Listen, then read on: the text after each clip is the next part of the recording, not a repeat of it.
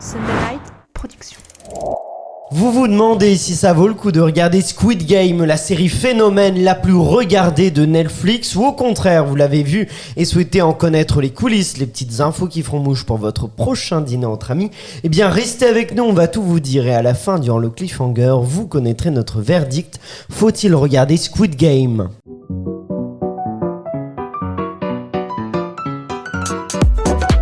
Bienvenue dans La Série sur le Gâteau, votre podcast entièrement consacré aux séries. Je m'appelle Aurélien Rapatel et je suis là avec mon équipe de serial killers pour vous éclairer sur cet univers sans fin. Que vous soyez un grand fan de séries ou au contraire un amateur, que vous souhaitiez tout savoir sur leurs coulisses ou que vous n'ayez tout simplement pas le temps de tout regarder, eh bien ce podcast est fait pour vous. On va décortiquer les séries, les analyser, vous donner nos avis précis. Vous ressortirez de ce podcast en étant un véritable expert. Peut-être aussi expert que nos serial killers qui m'accompagne et que je vous présente tout de suite. La première serial killeuse est une productrice qui regrette de ne pas avoir produit Squid Game quand elle a pris pour les 111 millions de visionnages. Aucun doute que le prochain record ce sera le sien, c'est Elsa Morel. Oui, mais moi j'ai produit Hunger Games. Ah, voilà, c'est quasiment la même chose, peut-être en mieux. On y reviendra en cours d'épisode. On rappelle qu'elle avait loupé le coche de Friends, maintenant elle a loupé le coche de Squid Game. Elle loupe tous les coches. Nous retrouvons aussi une serial killeuse attachée de presse qui a déjà préparé son costume d'Halloween façon Squid Game, tunique orange et un masque en forme de carré. Aucun doute qu'elle va terrifier tout le quartier. C'est Emma Salvarelli. Alors déjà c'est tunique rouge. C'est tunique rouge, orange, oui. C'est rouge. C'est rouge. Oh, c'est rouge, oui. C'est framboise. Framboise. Framboise Très bien. Vous ne écrasée. serez pas daltonien par hasard? Ah non, pourtant je ne crois pas, mais c'est oui, un petit rouge. En plus les carrés c'est les plus hauts, c'est les chefs. Bien sûr Bah, que c'est je pour vais ça être que un je t'ai carré. dit ça, c'est pour te faire plaisir. Et finalement, voici un serial killer qui est un peu dans Squid Game, notre candidat numéro 1 à nous. Toujours beaucoup de sagesse, c'est Florian Guillot. Bonjour, je sais même pas quoi répondre. Est-ce qu'on voit qui est ce candidat numéro 1 Mais non, mais parce Oui. qu'en fait, je m'attendais. Normalement, une fois sur deux, tu fais un truc sympa, un truc sur ma vieillesse. Donc, et là, tu l'as déjà fait sur Sex Oui, c'est Education vrai. sur ma vieillesse. Donc, Oui. je m'attendais à un truc sympa et C'est j'avais vrai. pas la répartie là. C'est vrai que ça, ça écoute, t'auras 2 sympas la prochaine fois. Merci. On fera Ouais. comme ça pour rattraper, voire 3. Mais tu verras que le vieux quand même il a un super rôle dans la série. Donc, Bah, j'attends de voir. Il a un super rôle, bah t'attends de voir, je précise que t'as vu l'épisode 1 quand même. Oui, Tu vas bien nous sûr. parler, toi justement tu es le serial killer qui a vu le premier épisode Absolument. et qui va voir ça à partir de ça, et Emma par exemple a tout vu et moi aussi, comme ça on va 2 fois. pouvoir nourrir 2 fois. Oula, vraiment on a une très grande fan, mais Le débat va justement, être intéressant. avant de s'intéresser, de décrypter la série Squid Game, à partir de son épisode 1, on va vous parler aussi donc de toute la série, aussi plus généralement, voir ce que devient cette série quand on a vu la suite de l'épisode 1. Mais avant, je vous propose qu'on fasse un petit tour de l'horizon de l'actualité des séries à travers le monde. Vous savez que tout va très vite, alors annulation, casting, tournage, info exclusive, vous allez tout savoir grâce à Emma Salvarelli qui va présenter le journal des séries que l'on surnomme l'Unagi News. Unagi est une sorte d'état de totale conscience des choses. Cette semaine, on commence avec du Made in France sur Amazon Prime. Le 15 octobre, le célèbre rappeur-acteur Orelsan sortait sa série documentaire « Montre jamais ça à personne ». On y retrouve alors 20 ans d'archives jamais vues, mais aussi 3000 heures de rush. Ce projet incroyable est conçu par le frère du rappeur et décrypte sa folle ascension. Foncez le voir, c'est une pépite. Sorti aussi du 15 octobre, mais cette fois-ci sur Netflix, votre psychopathe préféré est de retour. You, saison 3, l'une des séries amirales de Netflix, fait son grand retour. Les abonnés de la plateforme peuvent retrouver dès ce vendredi 15 octobre le serial killer Joe et rencontrer sa nouvelle obsession. Car oui, même si le psychopathe est désormais marié à Love et qu'il est père, les habitudes ont la peau dure. Attendez-vous à une saison 3 sanglante. Est-ce que vous avez tous vu Dune ici ? Oui, moi j'ai Oui. vu Dune. Et toi Florian, je te pose même plus la question. Non. Il n'a plus le temps de rien, Voilà, Florian. exactement. Eh bien, bonne nouvelle pour les fans, l'univers réinventé de Dune par Denis Villeneuve va être décliné à la télévision. Un spin-off en série est en développement par HBO Max. Ce préquel sera sur les Bene Gesserit, sororité puissante dans le monde imaginé par l'auteur Frank Herbert. Et alors, pour terminer, info insolite de la semaine pour la petite série qu'on va voir aujourd'hui. Pour mettre fin au harcèlement téléphonique dont a été victime une Coréenne à cause du numéro au dos de la fameuse carte, Netflix a décidé de modifier des passages de sa nouvelle série phénomène Squid Game. Celle-ci explique, je la cite, « Je reçois sans arrêt des appels et des SMS 24 heures sur 24, 7 jours sur 7, au point qu'il m'est difficile de poursuivre ma vie quotidienne. Les gens me contactent jour et nuit. Le succès de... Oula, Succès. Le J'imagine succès, oui, plutôt. c'est mieux. The Squid Game ne fait pas que des heureux. Et depuis la diffusion de la série Netflix, cette coréenne vit un véritable enfer. Eh ben, merci pour toutes ces infos. Moi, j'aimerais tout de suite réagir sur Dune, parce qu'effectivement, moi, j'ai beaucoup aimé ce film de Denis Villeneuve. Et les Bene Gesserit, c'était des personnages portés par Charlotte Rampling dans le film Incroyable. qui sont fous, et j'ai très envie d'en savoir plus sur elle. Mais dites-moi, Florian et Elsa, est-ce que vous voulez réagir sur Sur ce que vient d'expliquer Emma à propos du fameux numéro de téléphone au dos de la carte, pour avoir lu aussi cette info, je crois que des gens justement appelaient à ce numéro pour pouvoir y gagner de l'argent, mais pour pouvoir jouer au jeu macabre aussi. C'est-à-dire qu'il y a c'était vrai... premier degré. Mais oui, il y a un vrai sentiment de défi où les gens ont l'impression d'être dans un jeu vidéo. Je crois qu'ils comprennent pas ce qui se fait dans la série, c'est-à-dire que les gens meurent en fait dans le truc. Et ben ils appelaient quand même pour pouvoir participer, parce que la folie de l'argent et des montagnes de fric à gagner les poussait à proposer vraiment de jouer. Et j'ai trouvé ça assez fou. Mais à quel moment tu crois qu'une série télé... Bah non, mais après c'est peut-être les plus jeunes, mais aussi je précise que c'est fou, parce que je trouve que justement c'est une des qualités de la série, c'est que c'est très visuel. Les morts, ils les cachent pas, hein. C'est souvent quand même assez visuel, donc c'est très coréen. Le cinéma coréen est vachement connu pour cet aspect très brut, très très sanglant, et c'est par exemple, ça fait partie des cinémas qui a inspiré Tarantino. Enfin, c'est vraiment quelque chose qu'on retrouve beaucoup.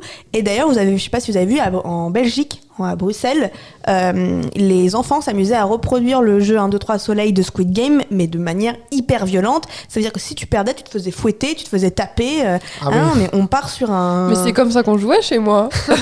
Mais toi, Elsa, je suis très inquiète. J'aimerais qu'on en parle un jour. Elsa, c'est Non, un mais tu caïd. fais des thérapies gratuites, mon enfant traumatisé. Exactement. Elsa est un caïd qui nous effraie tous, mais justement, je vous propose, puisqu'on a commencé à en parler, d'entrer dans le vif du sujet avec notre analyse et critique de Squid Game. Il est donc l'heure de passer.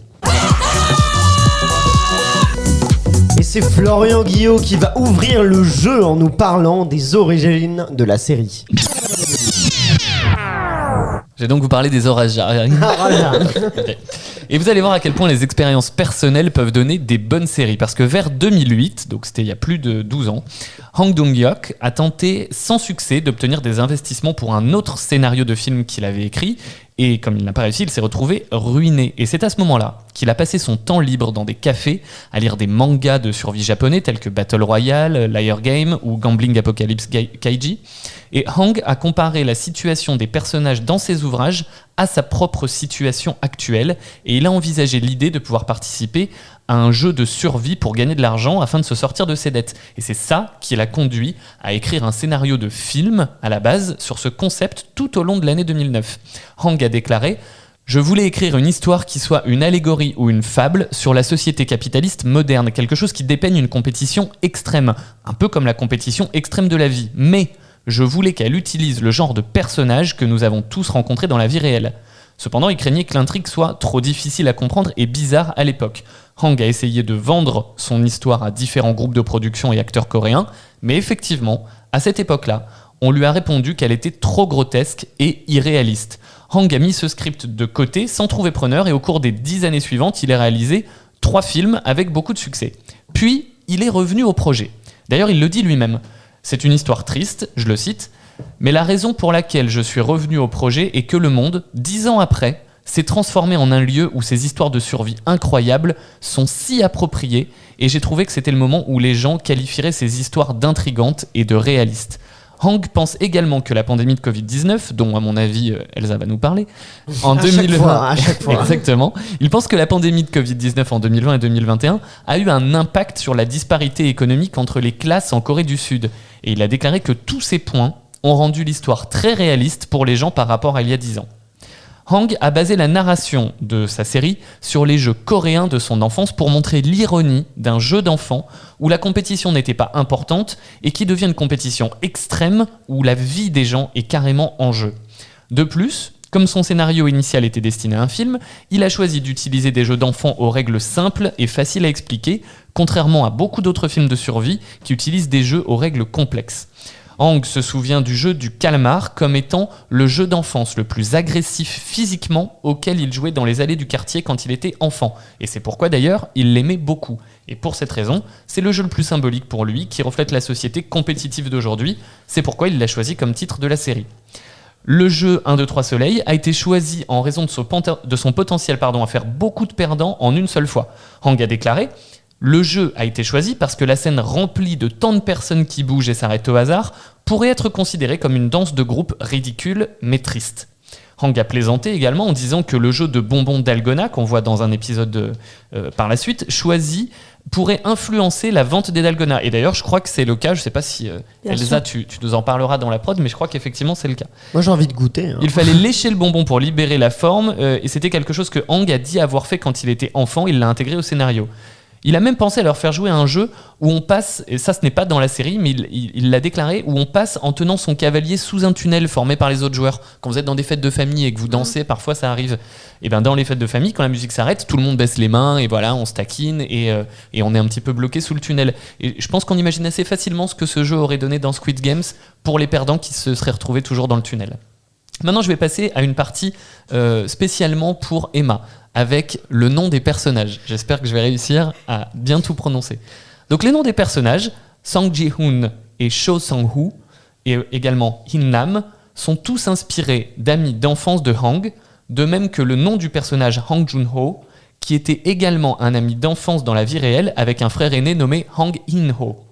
Les deux personnages principaux, Ji-hoon et Sang-woo, sont basés sur des expériences personnelles de Hang et représentent deux côtés de lui-même.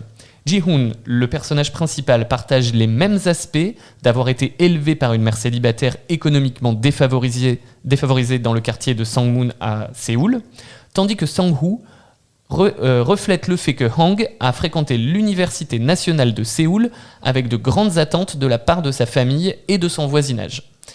Pour terminer, si je vous proposais quelque chose d'un petit peu foufou, vous donnez les origines de quelque chose qui n'existe pas encore. Je m'explique.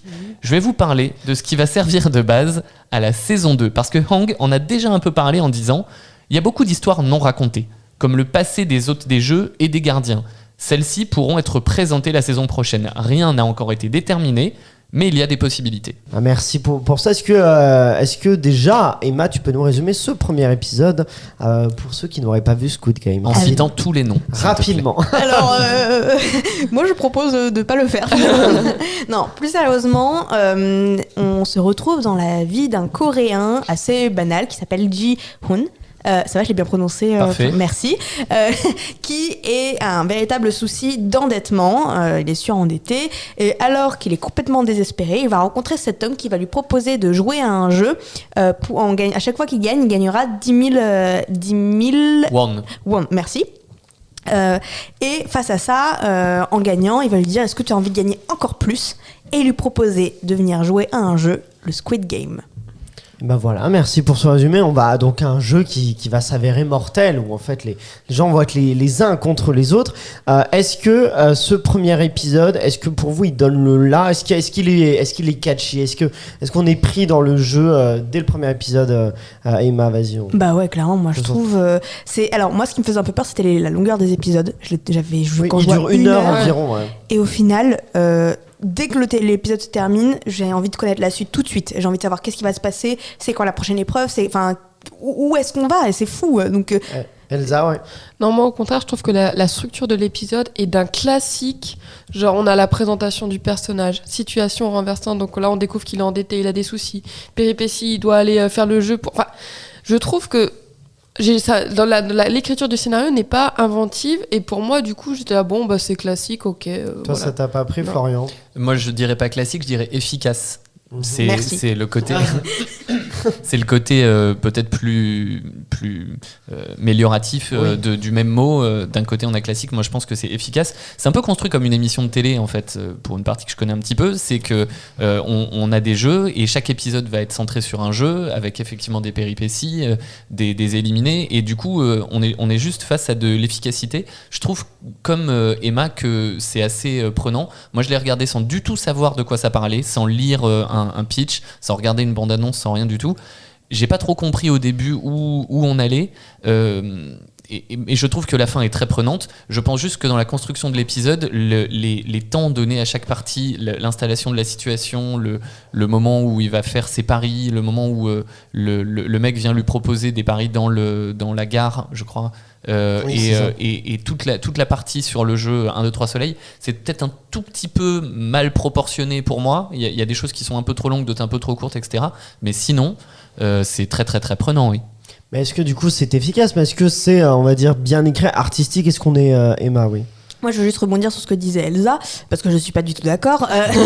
Je comprends que tu trouves la forme peut-être un peu classique, mais au final, si le fond détonne et est plus original, ça marche, je trouve. Moi, j'ai pas trouvé le fond original. Est-ce que non le plus. fond, c'est ça? Est-ce que mais on va se battre. Est-ce que le fond est original? Bah évidemment, quand on parle de Squid Game, on pense tout de suite à Hunger Games. Est-ce qu'il invente vraiment quelque chose?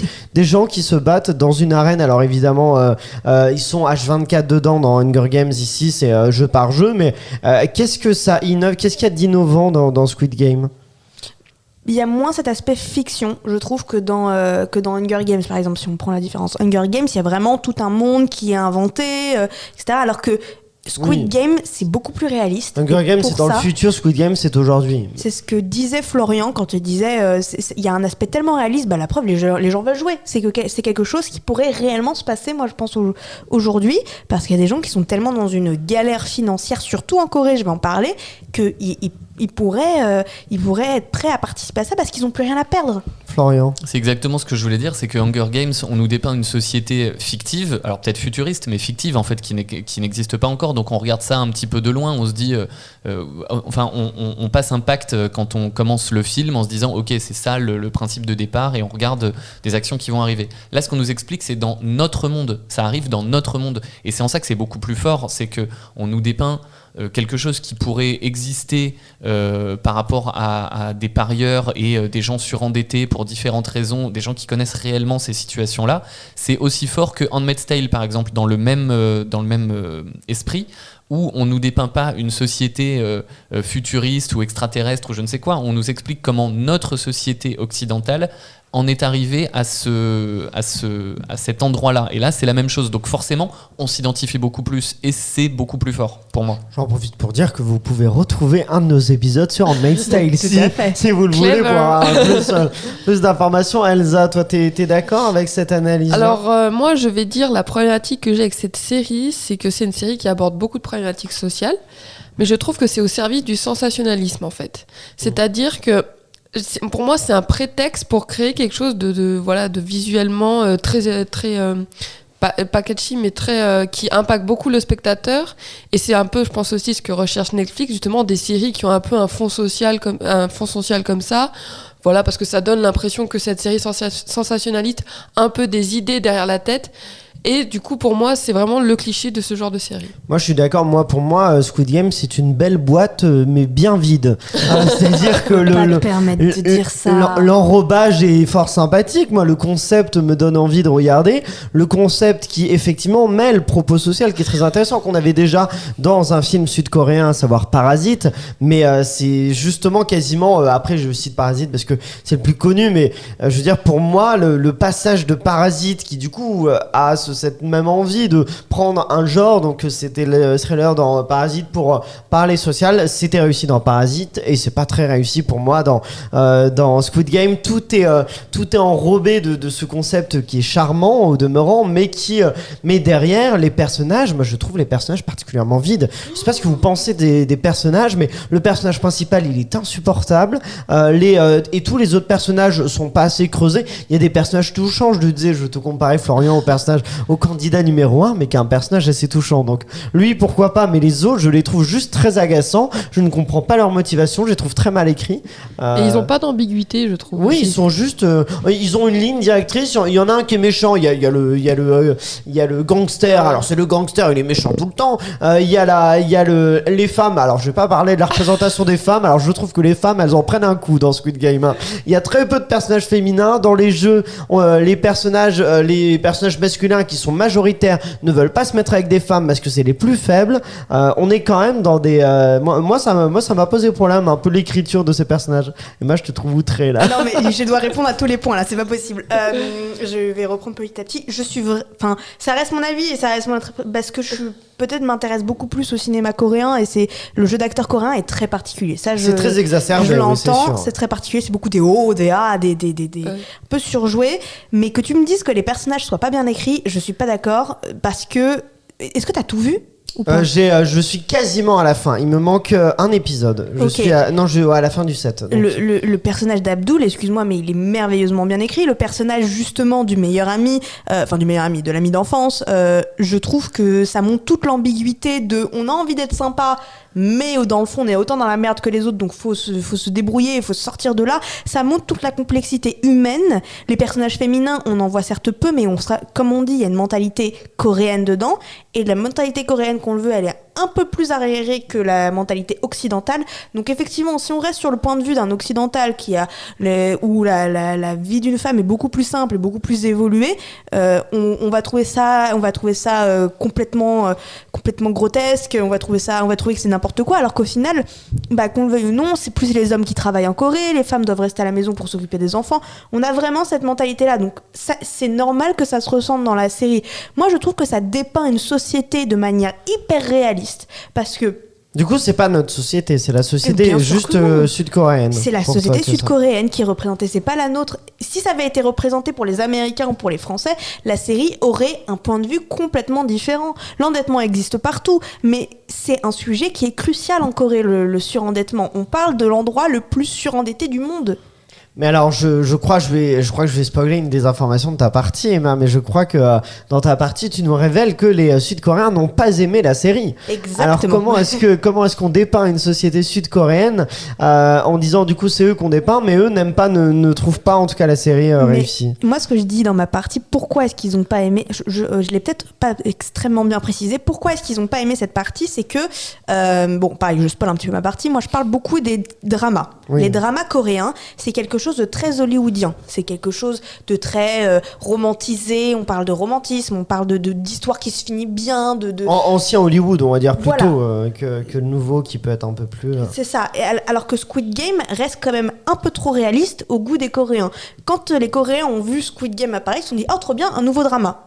Et tu tombes face à ça quand t'as l'habitude de voir les vrais dramas où c'est des histoires d'amour, c'est des histoires à l'eau de rose, forcément le public est pas touché. C'est parce que c'est un genre tellement différent qui correspond aux cases, mais qui dans le fond est hyper différent. Elsa, moi je trouve que justement Emma a parlé des personnages ambigus. Il y a quand même un moment qui m'a pour moi montré le potentiel de cette série. C'est dans le premier épisode lorsque le personnage principal tombe et que quelqu'un le rattrape. Et je trouve que ça laisse entrevoir ce qu'aurait pu être la série. Enfin, c'est pas assez montré pour moi dans cet épisode 1, et justement, c'est ce qui m'a plu, ce côté entraide qu'on voit pas beaucoup dans l'épisode 1, et du coup, voilà. Donc... Mais je trouve que ça manque quand même d'ambiguïté dans les personnages principaux. Florian. Non, je réfléchissais juste à ce que tu disais juste avant. Les Sud-Coréens n'ont pas aimé la série. La famille royale d'Angleterre a pas forcément beaucoup aimé The Crown, et ça en fait pas pour autant une mauvaise série. Il y a des choses qui sont romancées, qui sont racontées différemment, donc pour moi ça me gêne pas trop. C'est pas le même, c'était très, très personnel la famille royale pour The Crown, tandis que là c'est tout un pays. Ils le prennent personnellement, je pense, tu vois, il y a des... Bon, c'était juste pour faire une petite aparté là-dessus. Et par rapport à ce que disait Elsa sur l'entraide, en fait pour moi quand on regarde ça, on regarde Koh-Lanta en fait. On regarde Koh-Lanta avec des gens qui meurent un peu plus, mais on regarde Koh-Lanta, c'est-à-dire qu'on regarde des jeux sportifs avec un gagnant à la fin, des gens qui se dépassent et je pense que ça attire de la même façon. Il y a quelque chose d'un peu animal chez nous à vouloir regarder des gens qui se battent et avec un gagnant à la fin. Et du coup, je pense que c'est addictif pour cette partie-là et pas forcément pour l'entraide. Donc c'est peut-être pour ça qu'ils ont voulu placer le curseur là-dessus. Emma. Moi, très rapidement, Elsa, si l'entraide c'est quelque chose qui t'a plu, faut que tu regardes la suite. C'est tout ce que j'ai à dire. Oui, mais pour regarder la suite, faut avoir envie de regarder. Tu vas avoir envie. On y revient, on revient dans Squid Game dans un instant. Bon, on reste sur Squid Game, on revient sur ce débat. Puisqu'Elsa, maintenant je me tourne vers toi afin que tu joues un 1, 2, 3 soleil avec tous les secrets qui entourent la production de Squid Game. aurait pu dire 1, 2, 3 $ aussi, ça marche aussi. Oui. Aujourd'hui, nous parlons donc de la série Squid Game et il faut savoir que cette série a failli s'appeler autrement. Quand Netflix a commencé à parler de cette série en 2019, elle s'appelait Round 6. Autre nom pensé pour la série, Play to Die. Mais cette dernière idée devait certainement en révéler trop sur l'intrigue, d'où le nouveau nom, Squid Game. L'intégralité de la série a été réalisée avec un budget de 21 millions $. À titre de comparaison, cela équivaut au budget d'un seul épisode de WandaVision diffusé sur Disney+. Et si on veut comparer plus avec une série Netflix, Squid Game a coûté 4 fois moins cher à produire que la dernière saison de Stranger Things. Je vais vous en dire un peu plus maintenant sur la manière dont a été dépensé cet argent. Tout d'abord dans le décor. Chaque décor a été créé à partir de rien et spécifiquement pour la série. Le directeur artistique de Squid Game explique que le décor lui ayant donné le plus de fil à retordre était celui du jeu de billes, car il a dû créer à l'identique des ruelles situées en Corée. La poupée géante dans l'épisode 1 a elle aussi été créée spécialement pour le show et est maintenant entreposée à l'extérieur d'un musée. D'ailleurs, chose un peu cocasse, Netflix a joué avec le côté effrayant et vrai de la poupée en lui faisant réaliser une interview téléphonique avec le site américain Vulture. Et croyez-moi, ça vaut le détour. Elle explique notamment que son nom provient de la fleur Mugunghwa et que ce fut difficile en tant que poupée de plus de 3 mètres de s'insérer dans le monde de l'acting. Les Dagonas présents dans l'épisode 3 étaient vrais. Une personne était d'ailleurs présente tout le long du tournage de ce jeu pour les cuisiner. De ce fait, l'acteur qui joue Sang Ji-hoon, alias Monsieur 67, comme je l'appelle, explique que cela sentait le caramel sur tout le plateau. Alors, Dagona expliquons Oui, que ce sont les biscuits avec les formes de parapluie, Exactement, de carrés, de cercles. Et d'ailleurs, ça, petit aparté, mais ça a fait l'effet d'un challenge TikTok, c'était cet épisode. Et le décor donc, qui a le plus effrayé les acteurs était les panneaux de verre de l'épisode 7. Pour recontextualiser, les personnages doivent traverser un chemin fait de panneaux de verre et certains peuvent supporter leur poids et d'autres non. Dans la série, un panneau de verre cassé équivaut à une chute mortelle. Sur le tournage, pas de mort mais une chute d'1 mètre. Les acteurs étaient donc réellement effrayés, ce qui a fait le bonheur du réalisateur Hong Dong-hyuk. Pour ce qui est du tournage, il a commencé en juin 2020 et a duré 6 mois. Et il faut savoir que c'était le premier rôle de l'actrice interprétant la pickpocket Kang Se-byot qui était auparavant mannequin. Depuis, John Ho-yeon est devenue l'actrice coréenne la plus suivie sur Instagram avec 13 millions de followers en seulement 3 semaines et aussi devenue l'égérie de Louis Vuitton. Du côté de la musique, le réalisateur explique qu'il a collaboré avec le superviseur musical de manière à ce que celui-ci accompagne la série de chansons enfantines sud-coréennes. Au niveau de la diffusion, Netflix a annoncé que Squid Game était la série comptabilisant le meilleur démarrage avec 111 millions de vues en 1 mois. Eh ben merci Elsa pour toutes ces informations. Et justement, on t'a parlé un peu de mise en scène. Est-ce que la mise en scène est bien dans Squid Game ? Vas-y Emma. Moi j'adore, hein, je vais rien dire, je trouve que c'est super bien mis en scène, je trouve que même le montage est génial, il n'y a rien que j'ai pas aimé je pense dans cette série. Florian. Pour le coup, pour une série, c'est extrêmement bien mis en scène parce que si tu avais des petites réserves que je peux comprendre tout à l'heure sur le fond du scénario, sur la construction, etc., la mise en scène et l'image hyper colorée qui nous prend avec une multiplication d'axes où on voit qu'il y a vraiment un budget, pardon, où il y a vraiment un budget pour faire tout ça, je trouve ça très très bien mis en scène pour raconter cette histoire. La direction artistique. La direction notamment, artistique c'est les de décors, manière globale. Les décors, les costumes, je trouve très très bien. Emma. En termes de décor d'ailleurs, il faut savoir que vous savez les fameuses marches rouges et bleues, ça a été inspiré d'une villa en Espagne où on retrouve exactement le même décor. Ça s'appelle Muralla Roja Mandarena. Voilà. C'est compliqué aujourd'hui les noms. Ouais. Je voulais dire que la mise en scène, je la trouvais très propre, mais alors je sais pas si j'ai pas de cœur, mais je trouve qu'il y a une violence visuelle qui est très présente, mais j'ai eu beaucoup de mal à ressentir la violence psychologique. C'est-à-dire que pour moi, la mise en scène aura plus joué sur ça, justement, faire torturer notre cerveau. Et là, je n'ai pas assez ressenti ça, alors que pourtant le fond social est important. Mais ça vient peut-être justement de ce qu'on disait tout à l'heure autour du jeu des acteurs de la série, qui est un jeu qui est quand même très exacerbé. Et quand tu joues de cette façon-là, tu laisses tu donnes tout aux spectateurs, et du coup les spectateurs peuvent pas s'approprier eux-mêmes des émotions. En tout cas, nous, je veux dire effectivement de notre point de vue à nous, qui avons l'habitude de voir des jeux un peu plus minimalistes, là l'acteur te donne tout, et donc c'est peut-être un peu perturbant. Emma. Alors je pensais la même chose jusqu'à ce que je vois l'épisode des billes, qui est l'épisode 7. J'ai pleuré comme rarement j'ai pleuré de ma vie. Donc voilà. Oui, il est touchant, il est plus Il touchant. est super touchant. La relation entre les deux filles est incroyable. Enfin, Oui, oui, c'est vrai que je suis d'accord. C'est l'épisode le plus émouvant qu'il y a. Et il y a, parce que c'est quand même une série, j'ai critiqué tout à l'heure, mais il y a quand même quelques qualités. Merci. On va pas se mentir.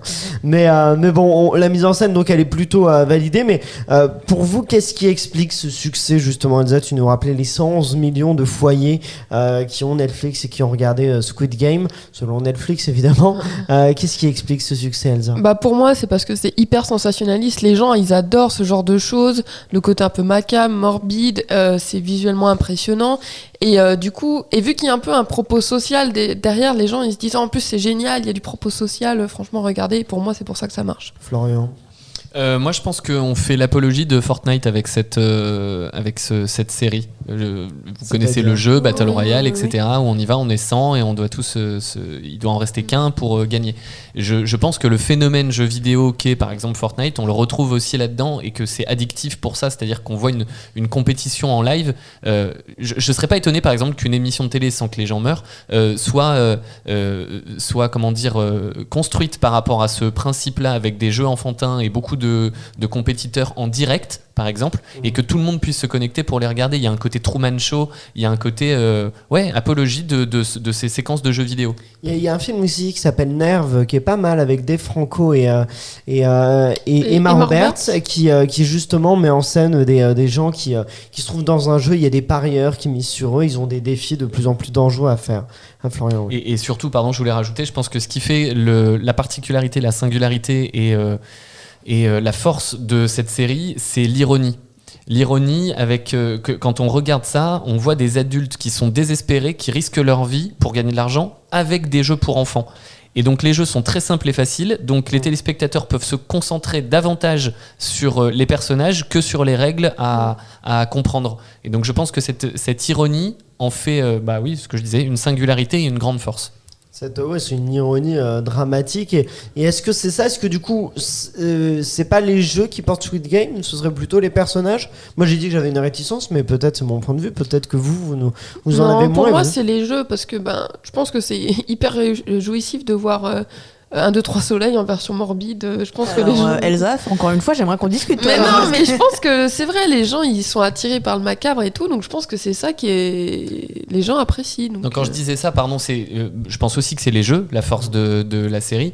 Simplement, comme on a compris 1, 2, 3 soleils et que la séquence, j'ai regardé, la séquence dure 12 minutes sur les 45, je crois, de l'épisode, parce qu'après il y a beaucoup de temps de générique. Je crois qu'il y a que 45, un truc comme ça, minutes, ou 50, il y a quand même 12 minutes que sur le 1, 2, 3 soleil. Donc à un moment donné, on a compris. Ouais. Moi, j'ai trouvé ça un petit peu long. Par exemple, je le disais tout à l'heure, les proportions, c'est perso. Hein. Oui, bien mais du coup, comme on a bien compris le principe et que de toute façon on le connaît parce qu'on y a joué nous-mêmes, on s'intéresse plus à qu'est-ce qui va arriver à ce personnage-là dans ce jeu-là. C'est plus dans ce sens-là. Oui, mais ça apporte un truc en plus, quoi. Mm-hmm. Mais on parlait tout à l'heure des personnages et revenons-y rapidement, puisqu'on parle aussi de ce qui nous a surpris ou pas. Et les personnages, est-ce que leurs arches narratives, est-ce que la caractérisation des personnages est vraiment innovante, ou est-ce que c'est pas quand même un peu, c'est ce que je reprochais, mais du coup autant vos avis sont intéressants. Est-ce que moi je trouve qu'il y a le gangster méchant, il y a eu un personnage de femme qui est complètement déjanté,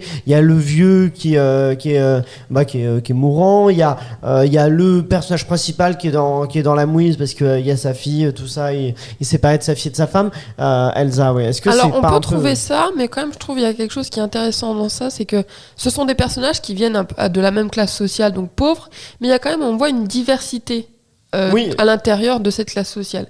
Et pour moi, pourquoi tu vois un gangster, pourquoi on est obligé d'utiliser un peu des clichés pour représenter les gens dans leur intégralité. Donc ce serait ça pour toi l'utilité de ça, mais d'accord. Et quelle est votre épreuve préférée? Emma, toi qui as tout vu, est-ce qu'il y a une épreuve que tu as préférée dans les jeux? Moi, mon épreuve préférée, je pense que ça reste quand même...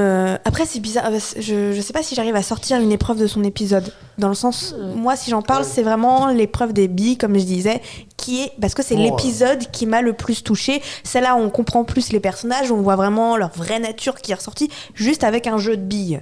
Mais donc voilà, je peux pas les ressortir de leurs épisodes. Moi, je sais quelle épreuve a détesté Aurélien, c'est de regarder les 7 épisodes, à mon avis. Vraiment, on va faire croire que je déteste cette série-là. On aura mon avis en fin d'épisode. Mon verdict final durant le cliffhanger. Mais bon, avant de la voir, Emma, je me tourne vers toi. Avant le coup d'arrêt du jeu pour que tu nous parles des séries dramatiques coréennes. Il est l'heure du focus d'Emma. Merci Aurélien. Depuis quelques années maintenant, nous avons vu un nouveau genre séduire les spectateurs français, les dramas coréens. Si je devais généraliser, je dirais qu'un drama c'est un peu la telenovela asiatique. Les dramas possèdent leur propre code et langage afin de représenter les fantasmes et les clichés de la société qui l'ont inspiré. Ici, plus particulièrement, on parlera de la Corée. Souvent, ils reprennent les différents genres comme la comédie, le drame, les actions ou même l'époque en parlant des rois coréens, l'aspect fantastique, tous les styles pour tous les goûts. Jusque-là, Squid Game semble cocher toutes les cases. Mais vous me demanderez, Squid Game est-il un bon drama coréen ? Mais Squid Game est-il un bon drama coréen ? On pourra me demander aussi, correspond-il à tous les critères ? Mais alors, j'ai une deuxième question. Est-ce qu'il correspond à tous les critères Elle ou va pas ? nous faire que ça pendant toute sa chronique. Bien Bonne sûr, chance. bien sûr. Eh bien, c'est ce que nous allons voir, car je vais vous faire les 5 commandements du drama. Premier commandement, la culture coréenne, tu nous décriras. Et mission accomplie et pas à moitié. L'un des points cruciaux des dramas est de nous faire entrer dans la vie d'un Coréen. Si Squid Game le fait d'une manière particulière, il nous plonge alors dans l'enfance des Coréens, dans la misère des surendettés. À travers les jeux pour enfants, comme 1, 2, 3 soleil ou même le tir à la corde, nous découvrons l'enfance typique d'un Coréen. Mais à travers le sujet de l'endettement, nous pouvons voir une réalité beaucoup plus froide. En effet, les Coréens sont considérés comme les champions du surendettement. À la fin du premier trimestre 2021, celle-ci s'élevait à 1600 milliards de dollars, soit une hausse de 9,5% par rapport à la même période de 2020. Deuxième commandement, en une saison, un début, un milieu et une fin, tu verras. Et tout cela en 16 ou maximum 20 heures de programme. Pareil, Squid Game répond bien à ce critère, même si on parle déjà d'une deuxième saison, à travers les 9 épisodes, toute la situation est mise en place et la série pourrait s'arrêter ici. Troisième commandement, autour de 4 personnages, l'histoire se tournera. Squid Game y répond à moitié ici. En général, les dramas sont des séries à l'eau de rose par excellence. On n'a que du romantique et on y retrouve le traditionnel triangle amoureux qui, dans les dramas, a laissé place au carré amoureux. Du coup, chaque drama se concentre sur 4 personnages. Dans Squid Game, c'est le cas, mais ce n'est pas vraiment pour un carré amoureux. Ici, on espère surtout qu'ils resteront en vie. Quatrième commandement, comme l'indique le nom, drame, il nous faudra. Dans un drama, il faut absolument que quelqu'un meure, sinon ce n'est pas vraiment un drama. Et avec Squid Game, ce n'est pas 1 ni 2, mais plus de 200 personnages qui meurent dans le jeu. Là où le drame intervient plus particulièrement, c'est avec les personnages principaux, mais je vais pas vous spoiler plus que ça. Et enfin, 5e commandement, un happy ending, absolument, il y aura. Attention spoiler, pour Squid Game, c'est un peu plus ambigu. Si pour les dramas, la fin doit impérativement être heureuse, il est maintenant très rare qu'un drama se finisse mal et les happy endings sont devenus de rigueur. Dans Squid Game, on a une fin heureuse, mais pas si heureuse que ça. Je vous ai énuméré tout ce qui fait que Squid Game est un bon drama, mais il y a une différence qui est très notable, ce sont les personnages. Généralement, le personnage féminin principal est une jeune fille naïve, négligée et pauvre, le personnage masculin principal quant à lui est beau, arrogant, riche et maniaque de la pauvreté. Beaucoup de dramas fonctionnent d'ailleurs sur cette opposition, relecture directe du mythe de Cendrillon. Généralement, le personnage secondaire féminin est du même milieu et a le même caractère que le personnage masculin principal, et parfois même c'est son ex. Le personnage secondaire masculin enfin est quelqu'un de gentil, qui est prêt à tout pour venir en aide à l'héroïne et qui se fera souvent avoir à la fin. Comme on peut le voir, ce n'est vraiment pas le cas dans la série. Merci Emma pour toutes ces informations. Est-ce que vous êtes des spectateurs fidèles de séries coréennes ici, sud-coréennes ? Bon, pas du tout, c'est vraiment une grosse lacune, j'ai un peu honte. Et alors pour toi du coup, comment Squid Game s'insère dans cette tradition des séries sud-coréennes ? Je pense qu'il y a 2 choses à voir, il y a la forme et le fond. Dans la forme, c'est un drama pur, on retrouve tous les codes comme j'ai pu le dire, mais dans le fond, c'est hyper différent et c'est pour ça d'ailleurs, comme on le disait, que ça n'avait pas plu aux Coréens. On est sur quelque chose d'un peu trop sanglant, d'un peu trop réaliste et c'est pour ça que ça plaît pas. Un drama, avant tout, c'est quelque chose de très romancé, de très écrit, de très romantique, à l'eau de rose, donc le fond diffère énormément. Mais est-ce que c'est un drama ? C'est considéré comme un drama Squid Game ? C'est ça qui me... Alors oui, on le met dans la case drama thriller. D'accord, oui, c'est entre les deux. Et qu'est-ce que Squid Game a qu'une série américaine n'aurait pas eu, selon vous ? Des Coréens. Merci Emma. Non, mais c'est un peu vrai. Les Américains, ils ont mis des Américains jouer les Coréens, en fait. C'est un peu vrai ce que dit Emma, même si c'est une blague, mais Squid Games va devenir le porte-drapeau du cinéma et des séries coréennes, dans le sens où ça paraît un peu élitiste, tout ça. Quand on dit est-ce que tu as vu le dernier film coréen qui est passé à Cannes, c'est un petit peu élitiste, c'est pas grand public. Je pense que ça. Par contre, Parasite qui est devenu grand public. Oui, sinon, parce qu'il y a eu une grande médiatisation via le prix. Mais sinon, je suis pas sûr que le film aurait eu cette vie en France, en tout cas. Ça va être, je pense, le porte-drapeau, comme l'a été un peu La Casa de Papel avec les séries en langue hispanique. D'ailleurs, ils ont la même tenue dans Squid Game, c'est dans La Casa de Papel. Ouais. Et donc, je pense que qu'est-ce qu'il n'y a pas dans une série américaine ? Je pense que la langue, il fait pour beaucoup dans la singularité de cette série et dans le fait qu'on y trouve un intérêt nouveau. Emma, oui. La langue et le jeu d'acteur aussi, parce que ça joue énormément, c'est ce qui donne tout ce que Squid Game est, avec un jeu d'acteur américain. Alors certes, l'aspect des personnages, l'aspect sentiment des personnages aurait peut-être été plus fidèle à la réalité, mais à côté de ça, on n'aurait pas eu toute l'ambiguïté de la société coréenne et de comment est-ce qu'un Coréen pourrait réagir face à cette situation. Et c'est ça le plus intéressant, je trouve. Et pour toi, Elsa ? Je suis d'accord, c'est que c'est quand même une culture différente, donc c'est pour ça qu'on a des réactions des personnages comme ça, une histoire comme ça. C'est aussi, pour toutes les séries, c'est aussi la force de la culture qui fait le propos de la série, en fait. Je rappelle les règles que nous a données Emma pour faire un bon drama coréen. La culture coréenne, tu décriras. En une saison, un début, un milieu et une fin, tu verras. C'est ça. Ouais. Autour de 4 personnages, l'histoire se tournera. Comme donc un drama, il nous faudra. Et un happy ending, absolument, il y aura. Est-ce que, pour vous, ce sont les clés pour faire une bonne série ? Ou pas ? Ou est-ce qu'il y en a qui sont... Non, Elsa n'a pas l'air convaincue. Je sais pas. Non, je me pose la question, je réfléchis. Vas-y, Emma. Alors toute la nuance, c'est que ça ne fera pas une bonne série, ça fera un bon drama. C'est ça la Et coréen différence. surtout. Un bon drama coréen. Mais oui, C'est- mais du coup, mais pour nous, du coup, on s'approprie ça. Est-ce que vous, en tant que spectateur de série, c'est ce qui peut être la clé d'une bonne série ? En vrai, ouais. Pour toi, Elsa, oui. Une série courte, Oui. Ouais. Florian. Je sais pas, je suis pas. En tout cas, je connaissais pas du tout. Je suis très très inculte sur le cinéma et les séries coréennes, donc j'ai appris plein de choses avec le focus d'Emma, notamment sur ces points-là. Et je trouve ça hyper clair et intéressant. Le fait de décrire la société, par exemple, moi qui ne la connais pas du tout, je l'ai pas senti. Par exemple, dans ton premier point, la société sud-coréenne, tu décriras. Moi, je l'ai pas senti parce que je la connais pas, donc ça m'a pas parlé. En tout cas, je me suis pas dit que c'était vraiment très très différent de chez nous, par exemple. Ça c'est un point. Après, est-ce que c'est vraiment ces points-là pour faire une bonne série ? Moi, j'aurais rajouté l'humour, j'aurais rajouté le fait d'avoir un bon casting, j'aurais rajouté... tous ces points-là sont pas évoqués et ils sont pour moi peut-être un peu plus importants. Un point qui m'embête, c'est le happy ending tu auras, par exemple. Parce qu'au contraire, je trouve que happy ending, c'est tellement galvaudé, on a tellement vu ça, que moi, je trouve qu'il y a plus de courage dans une série qui va tuer un de ses personnages principaux que dans une série qui dit « ça se finit bien parce qu'on est trop mignons ». Florian. D'ailleurs, c'est très intéressant ce que tu dis, c'était juste une réserve que je voulais donner aussi. J'en avais déjà parlé sur Handmaid's Tale. Le problème de cette série est qu'elle passe après Game of Thrones. Comme Handmaid's Tale, j'ai la même remarque. Alors, j'ai vu que l'épisode 1, donc ça se trouve, je me plante complètement.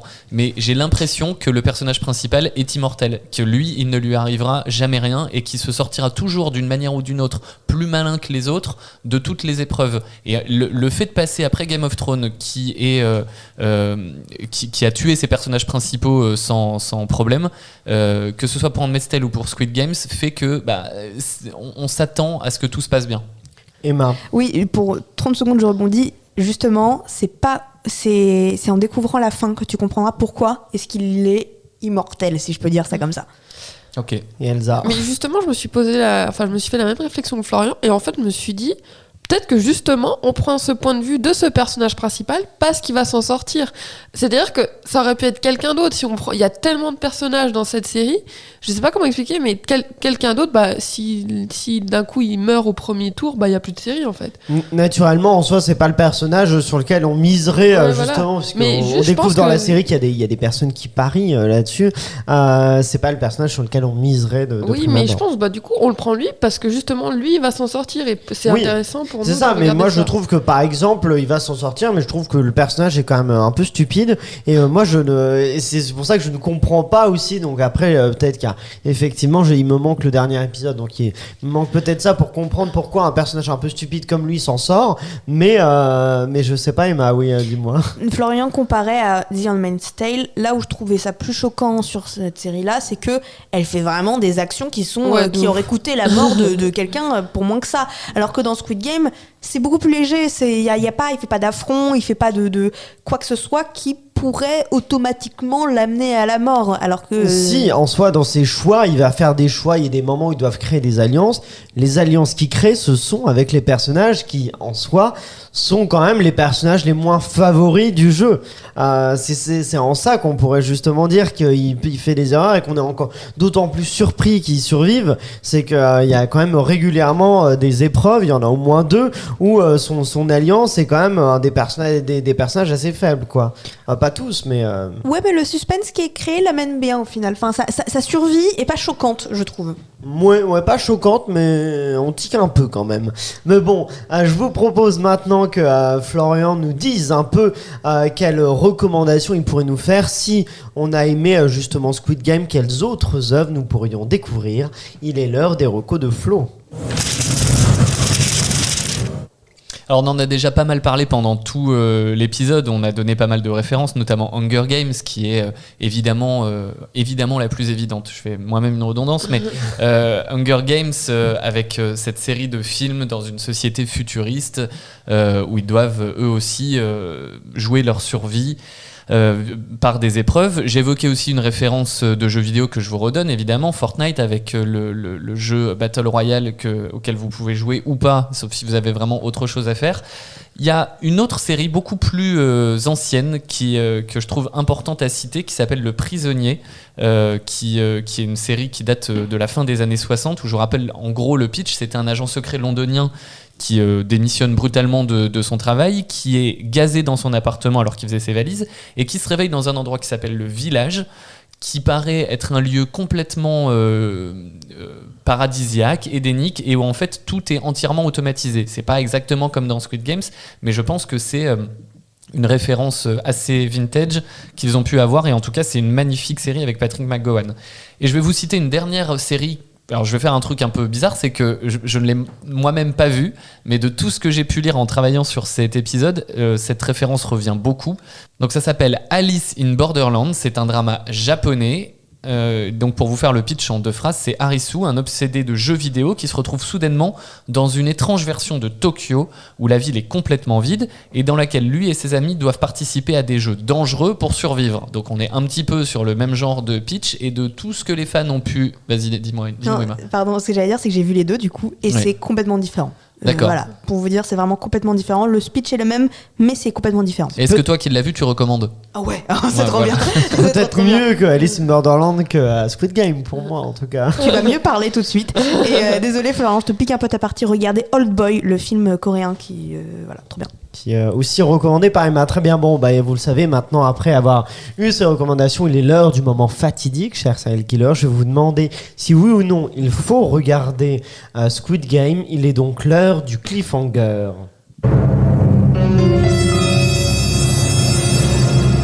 Faut-il, oui ou non, regarder Squid Game, Florian Guillot? Je trouve que c'est une série qui est addictive, tout comme le sont les paris. En fait, ils ont réussi ce tour de force d'ailleurs, un tout petit mot sur les paris. Faites bien attention avec ça. Petit conseil, ne jouez, si jamais vous pariez, comme vous faites des paris sportifs, parce que c'est un cercle qui peut très très vite être vicieux. Si vous pariez, ne pariez que l'argent que vous pouvez vous permettre de perdre. C'est un principe pour tous les gens qui jouent au casino. Qui jouent au casino ou qui font des paris sportifs, ne pariez que l'argent que vous pouvez vous permettre de perdre. Donc c'est addictif comme le sont les paris en général. Donc de ce point de vue-là, c'est assez réussi. Après, moi, ça me questionne vraiment sur l'époque, sur le fait que ce soit le meilleur démarrage d'une série sur Netflix par rapport au propos qui est raconté, par rapport à cette violence, par rapport à cette compétition pour de l'argent, par rapport à au côté macabre de tout ça. Ça me questionne vraiment, vraiment beaucoup sur l'époque, et en ça, moi, ça m'inquiète un peu comme un vieux con que je suis. Cela étant, si vous le prenez avec un peu de recul et que vous voulez regarder quelque chose de divertissant, comme quand vous regardez Koh-Lanta avec un petit peu plus de sang, oui, allez-y, parce que ça, c'est vraiment très divertissant. Mais il faut vraiment le prendre comme ça. Et à toi, Emma? Bah moi, Aurélien, ce serait une alerte coup de cœur. Oh là. C'est la 3e d'affilée. Je t'aime une fois. Je t'aime 2 fois. Je t'aime plus que le riz et les petits pois. Mais oui, mais tes alertes coup de cœur vont plus avoir aucun effet si on Mais a si. chaque épisode, Emma. Mais on regarde que des bonnes séries en même temps, donc je suis obligée, je suis honnête, je suis entière. Entière. Alors, Naturelle. qu'as-tu pensé de Squid Game? Pourquoi cette alerte coup de cœur? Alors moi rapidement déjà c'est la 2e fois que je le vois et même en le revoyant une 2e fois ça me touche toujours autant et je trouve ça toujours incroyable. Je trouve que c'est un chef-d'œuvre pour sa photographie, pour sa mise en scène, pour ses acteurs, pour l'histoire que ça raconte, pour tous les messages que ça nous envoie, les références. Bref, c'est incroyable et je vous conseille tous les auditeurs de regarder cette série qui est géniale. Elsa. Bah pour moi, ça sera en 3 lettres. Non. Oui, c'est aussi en 3 lettres. Oui, mais je voulais créer un petit suspense. D'accord, non, parce que pourquoi il ne faut pas regarder? Florian a parlé du côté addictif, ce qui est vrai, mais je trouve que pour moi, c'est le côté social et un prétexte pour faire du sensationnalisme, et pour moi, cette morale ne me plaît pas, et je trouve qu'il y a bien d'autres séries qui mériteraient d'être regardées avant Squid Game. Bim. Ouais, allez, ça s'attaque et moi je rejoins Elsa. J'étais à 2 doigts quand même d'une alerte coup de gueule et non coup de cœur. Coup de gueule parce que je la fais pas, hein, parce qu'en vrai je trouve qu'il y a des qualités, notamment la musique, très belle bande originale, très beau décor, la direction artistique très bien, la mise en scène est plutôt réussie. Il y a des qualités, même le concept dans l'histoire, il y a des choses intéressantes dans les péripéties, mais je trouve que c'est une série qui quand même, effectivement, je vous disais, c'est un peu une boîte vide, sympathique, hein, mais vide. Derrière, il n'y a pas grand chose. Tout est quand même souvent prévisible. J'ai été surpris par quasiment rien, je pense, dans Squid Game. Et j'ai regardé ça, effectivement, c'est pour ça aussi que je mets pas d'alerte coup de gueule, parce que je suivais quand même en me disant, bon, on est parti, on va continuer, hein. Mais vraiment sans grand plaisir. Je pense que je vais quand même terminer, mais toujours sans grand plaisir. Et donc, voilà, je ne recommande pas particulièrement Squid Game, surtout quand il y a d'autres séries beaucoup plus intéressantes et beaucoup plus pertinentes à regarder. Je sais pas, notre dernier épisode était sur Sex Education, et par exemple, Sex Education, je trouve ça très très fort. Je pense qu'il vaut mieux regarder Sex Education plutôt que Squid Game si vous êtes en tout cas sur Netflix. Mais avant qu'on se quitte, je vous propose de se challenger. Tu voulais réagir, Emma? Moi je mets une alerte coup de gueule sur vos avis en fait. Très bien. C'est n'importe Très, quoi. très bien. Est-ce que le mélange Sex Education et Squid Game, ça serait Squirt Game? Ou Sex Game. Il aurait fallu s'arrêter ici en fait. Non mais toi pourquoi tu rebondis? Voilà. Moi je rebondis Non. sur la blague. Mais je propose que ce soit vous, auditeurs, qui nous départagiez sur les réseaux sociaux, sur Instagram, avec @la série sur le gâteau tout attaché. Vous pouvez nous envoyer vos avis pour savoir si vous êtes team Emma, qui adore, Florian plutôt mitigé, et voilà, avec Elsa, si vous nous rejoignez dans cette team plutôt pas Venez voir Sex convaincue par... Education avec nous. Voilà, c'est Si ça. vous aimez pas, je vous retrouverai. On préfère, mais je le disais, restons tout de suite ensemble pour un blind test dans lequel on va se challenger. Un blind test aujourd'hui, je peux vous dire le thème quand même. C'est un blind test avec des bandes annonces de séries. Il va falloir retrouver de quelle série il s'agit. Vous me dites G dès que vous pensez avoir la bonne réponse. On y va pour le premier. Ah, il y a le jingle. J'ai oublié le jingle blind test. Je le mets tout de suite. Il ne faut pas l'oublier. I accept that challenge. Challenge accepted. Oui, on se challenge autour de ce blind test. Blind test, je le disais, spécial bande-annonce. Vous me dites G dès que vous savez de quelle série est extraite cette bande-annonce. C'est parti pour le premier. Je veux faire du stand-up. Je ne saute pas sur le... Elsa. Bah non, 10%. Oui, 10%. Bah, on dit G quand on a que ça. Hein. On dit G, puis après elle dit bah non, j'ai pas. J'avoue. Bon, t'as un point, mais la prochaine Attention. fois, on a à peine entendu, je le mets, c'est des extraits de... Canard. Je suis Hamlet. Je me sens comme un chaton puceau là. Je veux peur au phallus, Gabriel. Je suis un Voilà, bourringue. c'est les guests des séries de Sex Education, c'est la bande-annonce de Salto. On continue directement. Attends, Sex Education ou 10%? Je comprends pas. Ah, j'ai dit Sex Education, Ah ouais, je dis ça va n'importe pas, hein. quoi. C'est les personnages, les guests de 10%, tout à fait. On a reconnu Sandrine Kiberlin, Joey Starr ou encore Isabelle Huppert. Le suivant, c'est parti. Ils ont rejeté l'appel. Et c'est encore, je peux pas. C'est fini. C'est pour le 11 mai, c'est la date Michael. Je l'ai pas tué, Michael. On m'a piégé. Je m'appelle Michael Scofield. Prison Break. Elsa, bien joué. Prison Break, plus rapide que les autres. Ça, c'est... Alors, on est sur des VF du coup, on est sur des bandes Ah annonces oui, en on est VF. toujours, toujours en VF. Pour une fois, j'ai tenté en VO. Je vous rappelle que ça a été un carnage. Personne ne trouvait. Je n'en retente plus la VO. Vous n'êtes pas à la hauteur de la VO. On y va maintenant avec le suivant. C'est 2 points. Donc pour Elsa, on continue avec celui-là. Quand on s'imagine que ta chute est imminente, soudain tout le monde change d'attitude à ton égard. Nous n'avons jamais, ne serait-ce qu'entendu parler de votre famille. Aussi, vos menaces ne nous impressionnent pas. Ils ont dit que Tommy Shelby avait du plomb dans l'aile. Emma. Non, attendez, j'avais le nom il y a 2 secondes en fait. Florian. Sinon, je crois que j'ai vas-y. et que ça s'appelle Boardwalk Empire. Ah, non, c'est pas ça. Ah non, ça y est. Vas-y Florian. Peaky Blinders. Peaky Blinders, exactement. Premier Désolé. point pour toi. Tommy Shelby, tu l'as pas eu, c'est Mais dommage. si, mais j'avais plus le nom, c'est parti d'un coup. Proche. Et ben voilà, 1 point pour Florian, 2 points pour Elsa. Franchement, je le partage avec Emma. Ça, c'est sympa. Moi, je refuse. Mais écoute, Mais qui on t'a est dans demandé ton Squid avis? Game, il n'y a pas de pitié. Elsa, Emma, tu n'as pas de points. Et c'est 1 pour Florian, 2 Bon, te pour tue Elsa. pas, Emma, on est sympa. Mais Emma, tu peux avoir celui-là, c'est parti. Hello, darkness. Nous vivons dans un monde où nous sommes tous complètement centrés sur nous-mêmes. Il est facile de perdre de vue le sens des Elsa. Westworld. Non. réalités.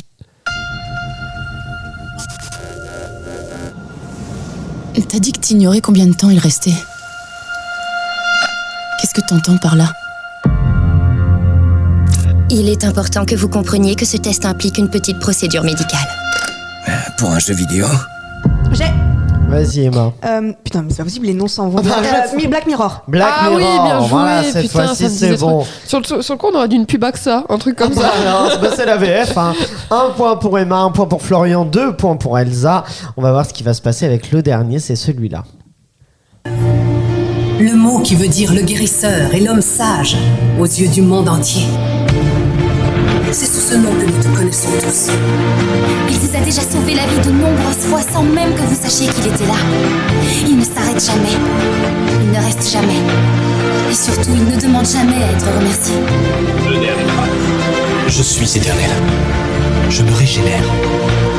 Mais les humains dégénèrent. Vous vieillissez et mourrez. Imaginez ce qu'on ressemble. C'est le lot des seigneurs du temps. Ah, j'ai. Vas-y Florian. Doctor Who. Doctor Who, exactement. Excusez-moi, mais j'ai cru que c'était une série sur Jésus. Pas du tout. J'ai eu Non, du mal, hein. Non, Florian j'ai aimé qui- ce dégénère, Mais du coup, régénère. Elsa, tu partages ta première place avec Oui. Florian. Vous Parce avez que tous je les deux suis le 2 docteur. points. Vous vieillissez, mais Voilà, moi, c'est je ça. vieillis, Et je les me premiers mots, ils régénère. disent c'est le mot pour dire guérisseur, tout ça. Bah, le mot, oui. c'est docteur, effectivement. Oui. De partout. Et je précise qu'en fait, il y avait un thème qui unissait toutes ces bandes annonces que vous n'aurez pas vous ne pouvez pas la voir. Mais c'est que maintenant, sur Spotify, vous pouvez répondre à une question. Quelle série vous aimeriez qu'on traite dans un prochain épisode de la série sur le gâteau? Et vous avez répondu ces séries-là, notamment. Il y en a d'autres, j'ai pas pu tout mettre, mais vous voulez qu'on parle de 10%, de Prison Break, de Peaky Blinders, Black Mirror ou encore Doctor Who. Écoutez, ça arrivera peut-être. Ah oui, le dans- Tardis de Doctor Who, on va le faire. Ah bah voilà, ça arrivera peut-être dans 2 prochains épisodes. Donc voilà, vous pouvez répondre aussi là sur Spotify, sur la page de lecture, pour nous dire encore d'autres séries. On a noté celle-là, vous en avez d'autres que vous aimeriez qu'on traite. Elles seront peut-être traitées dans un prochain épisode de la série sur le gâteau. C'est d'ailleurs la fin de cet épisode. Merci à vous tous, Serial Killer, pour Merci. cet épisode de haute qualité, j'en doute pas. Merci à nos producteurs Pierre-Emmanuel et Guillaume de Sunday Night Productions.